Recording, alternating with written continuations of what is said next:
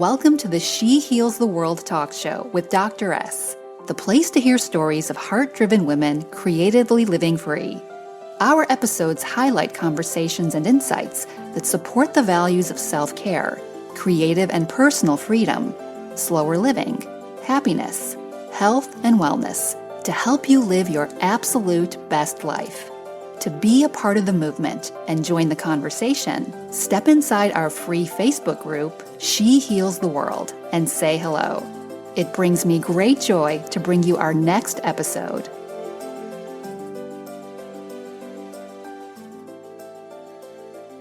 Hey there, everybody. I am really excited to have Lulu on with us today. I want to do a quick intro to this episode just to give you a behind the scenes on what you're going to expect. I asked Lulu to come on to the talk show because she has a tremendous Instagram following. And if you haven't been keeping your ear to the ground with social media, everyone is talking about Instagram. Lulu has over 200,000 followers, and she runs a business that is completely 100% supported by sponsorships. And so Lulu runs a vegan blog and a vegan Instagram profile where she shares recipes with her followers. And I wanted her to give us some tips on how to grow our own following. And she also gifted us a beautiful little recipe for some of her favorite vegan dishes. So I'm really excited to bring you guys this episode. If you love it, don't forget to rate it in iTunes, subscribe so that you never miss another one. And we're going to open up. See you there. Hi, everybody. Welcome to the She Heals the World talk show. I am so excited to bring you today's guest, Luisa Gaffga, from Lulu's Dream Town. She is otherwise known as Lulu. Lulu is a vegan blogger who lives in Germany, and she shares her life with the world as a creative artist. She currently has a following of over 250,000 on Facebook, and she loves to inspire and empower people. And so, Lulu, I am so happy to have you on the show. Welcome to the show. Hi, thank you for having me. Yeah, totally. So why don't you give everybody a little bit of information about how you got started in this work? I mean, you're kind of like an interesting mix between a lifestyle brand and a lifestyle blogger and a creative and an artist. And so how did you even fall into all of this? Yeah, it's actually pretty crazy. I started when I was 11 years old, so a long time ago. I don't know, I was always really creative and everything, and when I was 11 years old, I was like, I want to have a blog, I want to do that and that, YouTube, whatever, and I started doing that.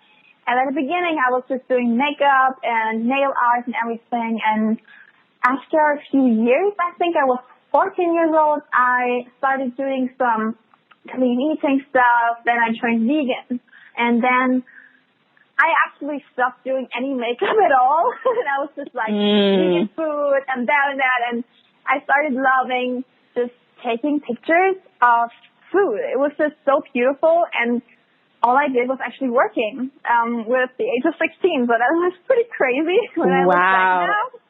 So, in your own business, yeah, that's crazy. Yeah, what made you become a vegan?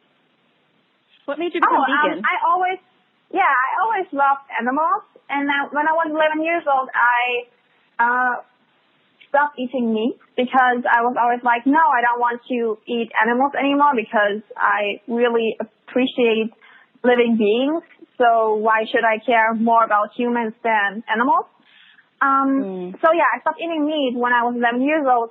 And then when I was like 14, 15 years old, I researched more about veganism and everything. And I realized that those animals also die for egg production and milk production, all that stuff. So I didn't know that before, but when I was at that age, I realized that, and I was like, no, I'm going vegan now because, yeah, I really, really care about the animals, our planet, and everything. So, yeah, that's what I did. Like overnight.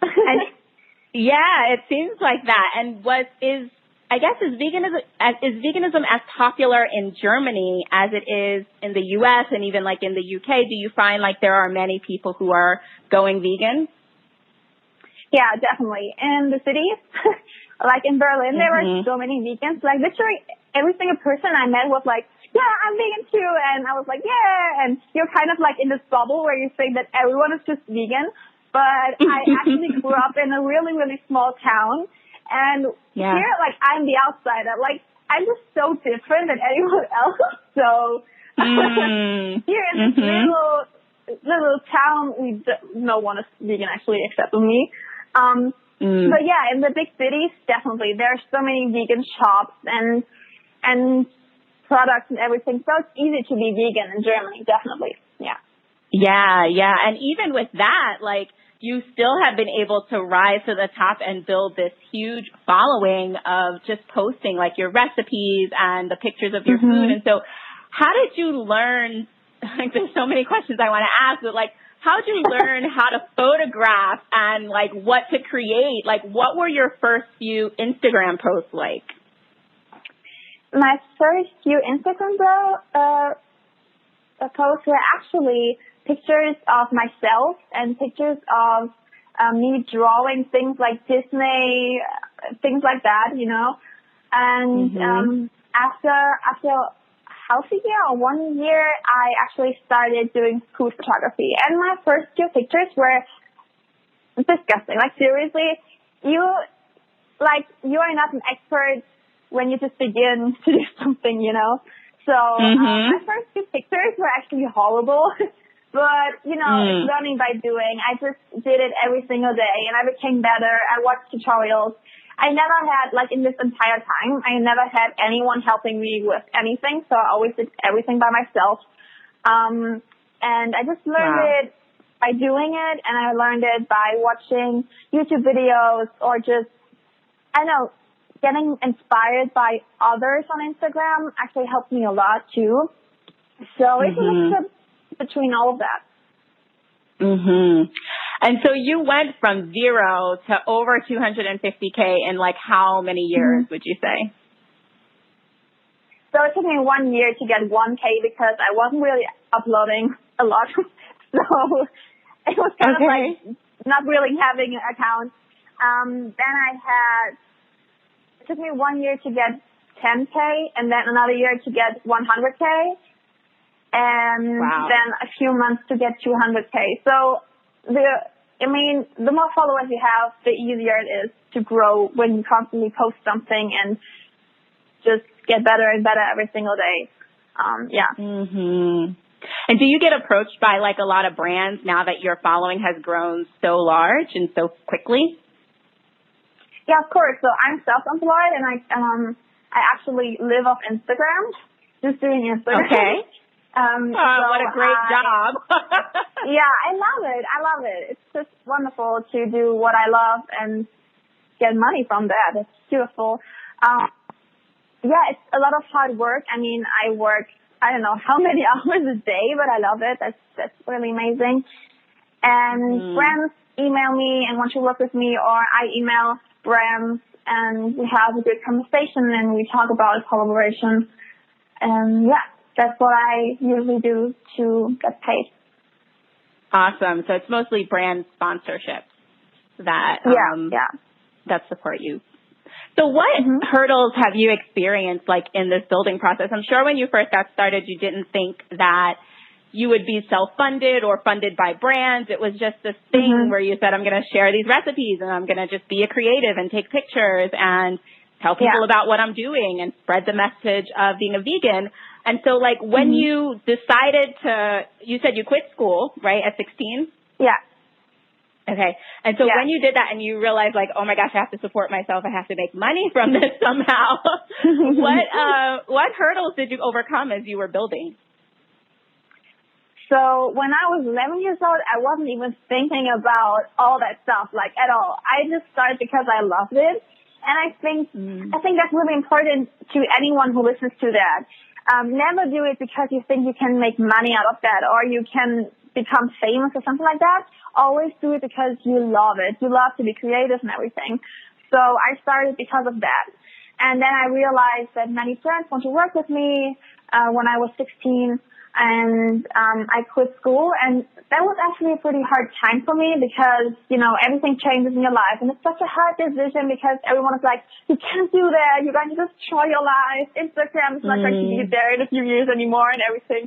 So it's actually a pretty hard decision to make, and then I think one of the hardest thing about being your own boss is when you are kind of like a hard boss to yourself, when you think that free time is wasted time.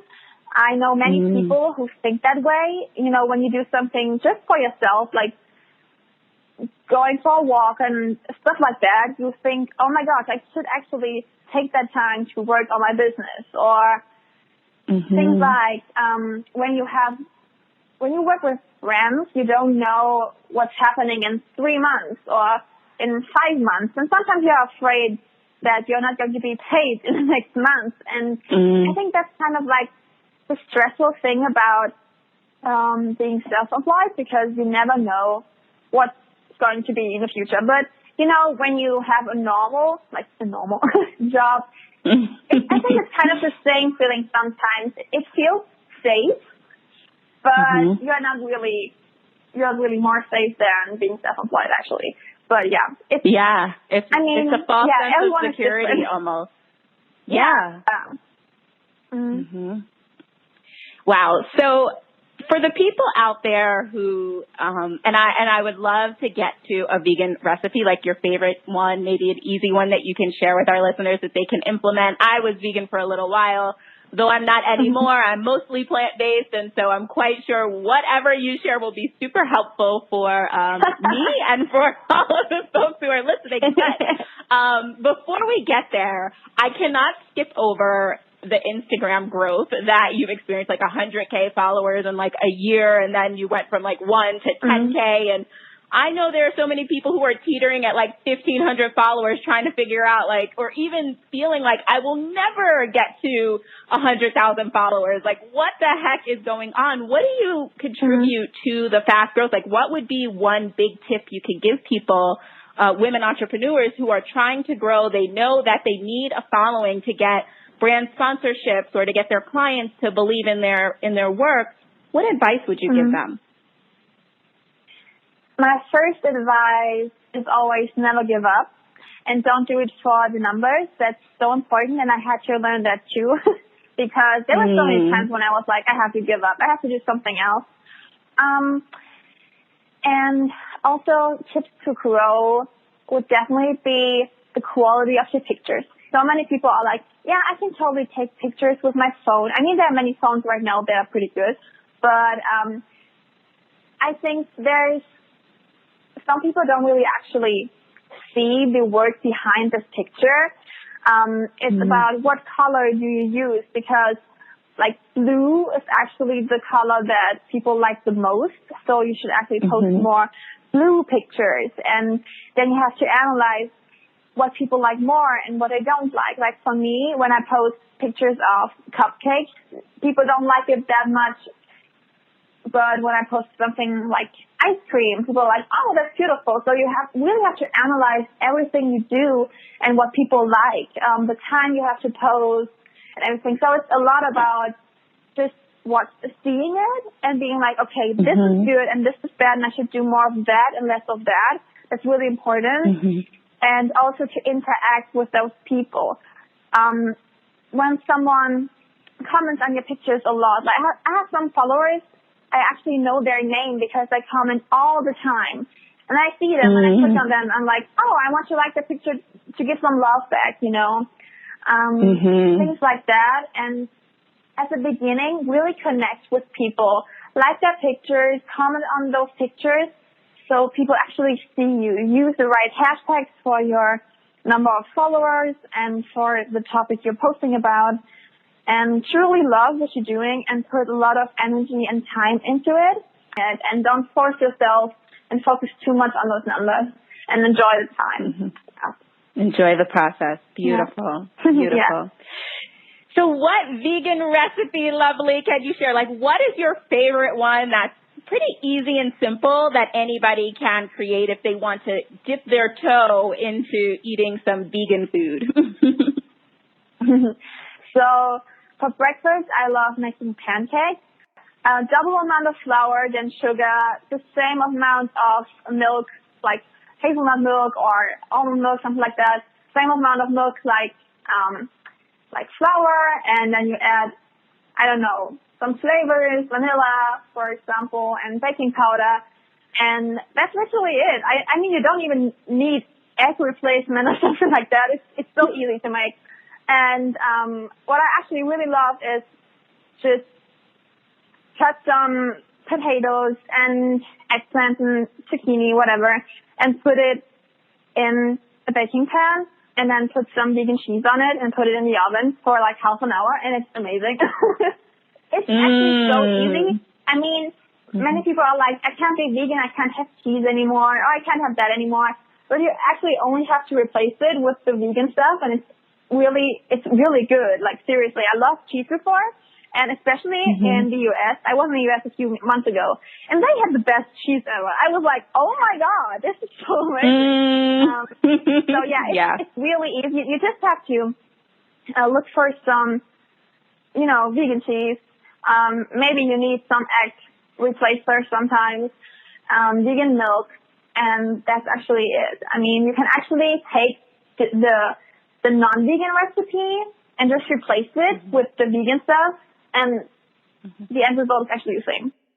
Beautiful. Yeah. Beautiful. So this has been so helpful. I mean, I feel like we could talk about the Instagram thing for hours longer and your business, but I know we only have but so much time. So I have two things before we get to the closing question about, like, if you could give your younger self advice, what would it be, and how can people find you? Before we get there, I think I would be remiss if I didn't ask you to share, like, some really important tools that you think people may need to grow their Instagram accounts and grow their business using creative approaches. Because I also saw, like, you have an awesome video on YouTube, and you are just, like, such a creative spirit. And like you said, you do a lot of this yourself. And so what is, like, your arsenal of must-have tools to really pull this off? So things that I love to use, you mean for, like, having better pictures on Instagram and grow and everything? You mean those tools? Yes. Yeah, that would be great. So what actually helped me a lot is having a good camera and a good lens. That's so important to me.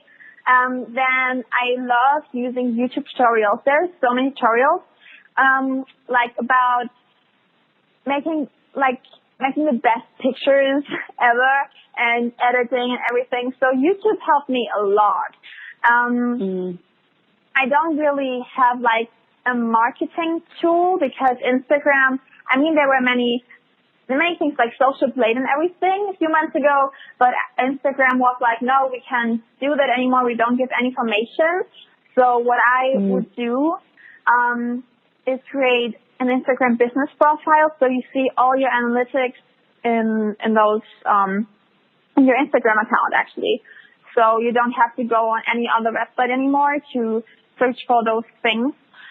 And you can see everything there. You can see how many male and female followers you have and all that stuff. So you can really think about what people like more.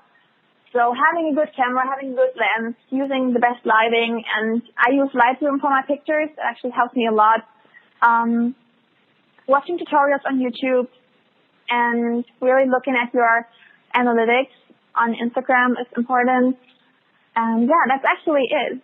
And my biggest tool is always fun. Have fun with what you're doing. It's so important. Yeah, I can tell you have a lot of fun. Your brand is just so light and airy and inspiring to everybody. You know, it just reminds us to, like, tap into our inner child and just go for it. So thank you so much, Lulu, for sharing with us today. If you could look back and give your 10-year-old younger self any piece of advice, what would it be? My advice would actually be do the exact same thing. Like, I wouldn't change anything about my past. Actually, to be honest, and this question is actually in every single interview that I give. It's really funny. And I always say the same thing because, like, I don't even want that anything of my past is different. Many horrible things happened, but now I'm so happy about those things that happened to me because they made me to this person that I'm right now, and I'm really happy with my life right now. So I wouldn't change anything. Maybe one advice that I could give to everyone is not to stress about everything in life. Don't take life too seriously. I think that's a good advice because I'm like this person that's always like, oh my gosh, I have to do that and I don't have time and everything, but you have a ton of time. And yeah. Beautiful. Don't change. You wouldn't change anything, and don't stress as you're heading on the journey. Yeah. Nice. Yeah. How can our audience find you? So my name on Instagram and YouTube and just everywhere is Lulu's Dreamtown. So I don't have any other name. It's actually pretty easy to find. That's that. All right. Well, head on over to follow Lulu. Lulu, thanks so much for coming on the show today. And please do keep in touch. And thanks for sharing with our audience. Thank you. This episode was brought to you by Fearless and Free. Fearless and Free is my online training program that teaches women entrepreneurs and aspiring course creators how to create, launch, and profit from your first online course. Online courses have produced tremendous freedom in my business, and I would love to share my technique and strategy with you. If you are interested in launching a profitable online program, visit shehealstheworld.com/freebie to grab your free tool sheet that brings you behind the scenes on all the tools that I use to run my online practice. Thanks for listening in. Lots of love. See you in the Facebook group.